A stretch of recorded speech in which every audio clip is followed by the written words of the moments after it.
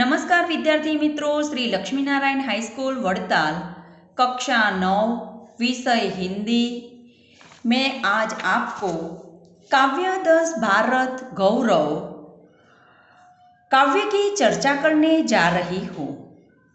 इस काव्य के कवि मैथिली शरण गुप्त है।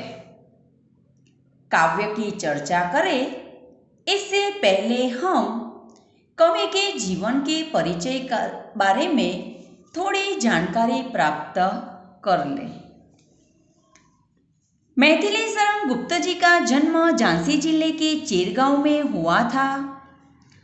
पहचान: बाल्यावस्था से ही कविता में रुचि थी। प्रारंभिक रचनाएं हिंदी की पत्रिकाएं सरस्वती में प्रकाशित हुई। पारिवारिक संस्कारों ने इन्हें राम भक्ति, राम काव्य लिखने के लिए प्रोत्साहित किया।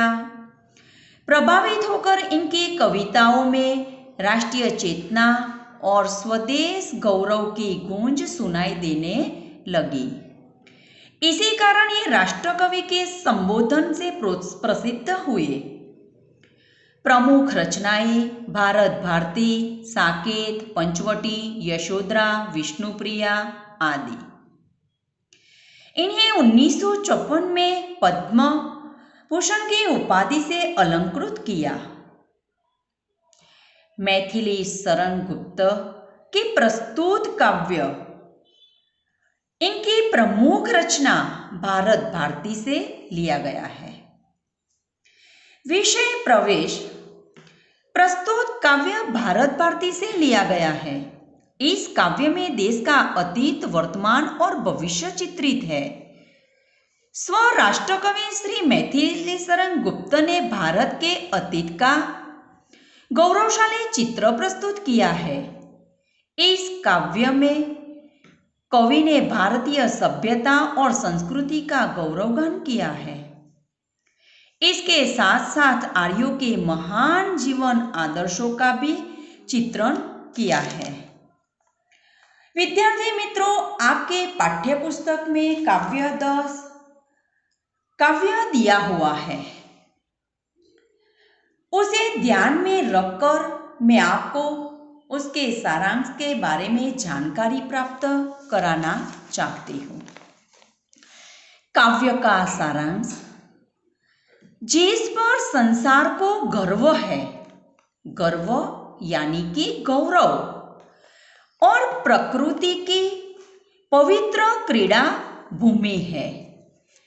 प्रकृति यानी कि कुदरत जिसकी रचना की है वह, कुदरत जिसकी रचना की है वह, यानी कि नदी, पर्वत, डूंगर, खेत आदि आते हैं। पवित्र क्रीड़ा भूमि यानी कि लीला स्थल, वह स्थान भारत है। क्रीड़ा भूमि का अर्थ है कि महान पुरुषों की क्रीड़ा भूमि। भूमि का अर्थ धरा, धरती है। वह स्थान भारत है। यहाँ मनोहर हिमालय फैला है। मनोहर शब्द का शब्द समूह मन को हरने वाला होता है। समानार्थी शब्द यानी कि सुंदर, कि यहाँ सुंदर हिमालय फैला है और पवित्र गंगा नदी बहती है। भारत विश्व में सबसे अधिक श्रेष्ठ देश है। विश्व यानी कि संसार, दुनिया। श्रेष्ठ का अर्थ है सिरमौर।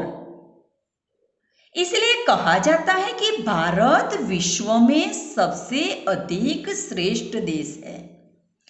यह ऋषि मुनियों की पावन भूमि है। संसार में सबसे पहले उन्नति भारत की हुई है। उन्नति यानी कि प्रगति। इसलिए कहा जाता है कि संसार में सबसे पहले प्रगति भी भारत देश की हुई थी। भारत संसार का सबसे पुराना देश है। पुराना यानी कि प्राचीन, विरोधार्थी शब्द पुराना तो नया। सबसे श्रेष्ठ देश है। प्राचीन देशों में इसका मुकाबला दूसरा कोई देश नहीं कर सकता। वह भगवान की बनाई हुई बहुभूतियों का सबसे पहला भंडार भारतवर्ष है। तो हम बहुभूतियों यानी कि सबसे पहला भंडार भारतवर्ष है, तो बहुभूतियों और भंडार के बारे में थोड़ी जानकारी प्राप्त करें। संसार ही सारे वैभव का प्रथम भंडार है।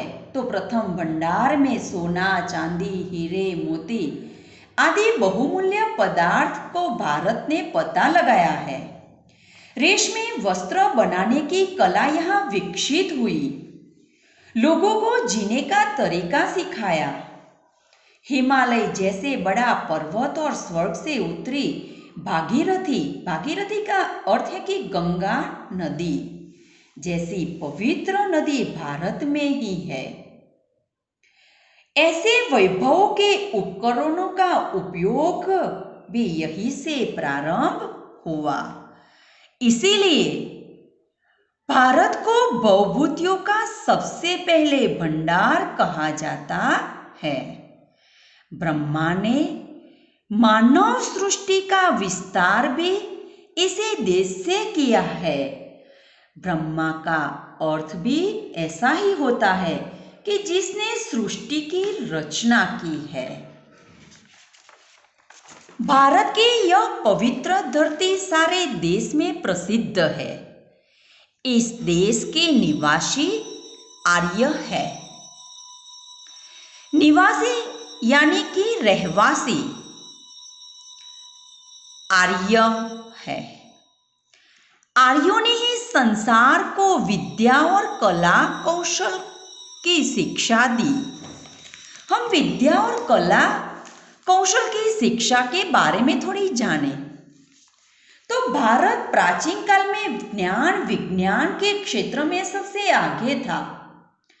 भारत ने ही संसार को विद्या, कला, कौशल का ज्ञान दिया, सभ्यता और संस्कृति के पाठ सिखाए। भारत ने पीछे ही सारा संसार चला। भारत ने ही सारे संसार को जीने का तरीका सिखाया है। इसी तरह हम ज्ञान विज्ञान के क्षेत्र में उनका कोई मुकाबला नहीं कर सकता था। हम उन्हीं आर्यों की संतान है जो आज बुरी दशा में है। फिर भी अपने महान पूर्वजों को, उच्च आदर्शों को वे भूले नहीं है। प्राचीन सभ्यता संस्कृति के गौरव के चिन्ह अब भी यहाँ मौजूद है। आर्यों में परोपकारी की प्रबल भावना थी। वे अपने लिए जीते न थे, दूसरों के लिए जीने में ही वे अपने जीवन की सार्थकता मानते थे। वे स्वार्थरत के आर्यों में थोड़ा भी स्वार्थ नहीं था। इसीलिए वे स्वार्थरत होकर मुंह की मदिरा कभी पीते न थे। मदिरा का अर्थ शराब और दूसरा मद होता है। वे कर्मवीर थे। वे संसार का उपकार करने के लिए जन्म लेते थे। वे मोह से दूर रहते थे। वे निष्क्रिय रहना पसंद नहीं करते थे।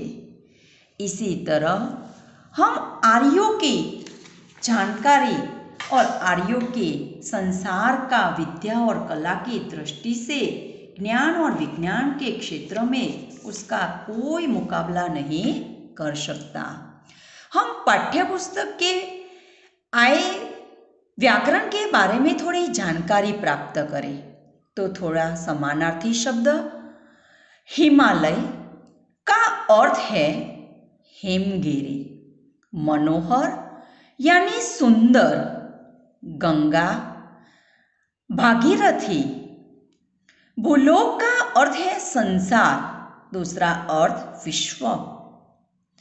पुरातन यानी प्राचीन, भूमि, धरा, धरती और अवनी। भूमि शब्द का 3 अर्थ होते हैं, धरा, धरती और अवनी। विलोम शब्द के बारे में थोड़ी जानकारी प्राप्त करें तो पुरातन का अर्थ है नूतन, पुण्य का अर्थ है पाप, उच्च का अर्थ है निम्न, अधोगति ऊर्ध्वगति, उपकार अपकार। शब्द समूह के लिए एक शब्द दीजिए। महान पुरुषों की पवित्र क्रीड़ा भूमि का अर्थ है लीला स्थल। सृष्टि की रचना करने वाला देवता तो ब्रह्मा। पृथ्वी पर बसा हुआ संसार भूलोक।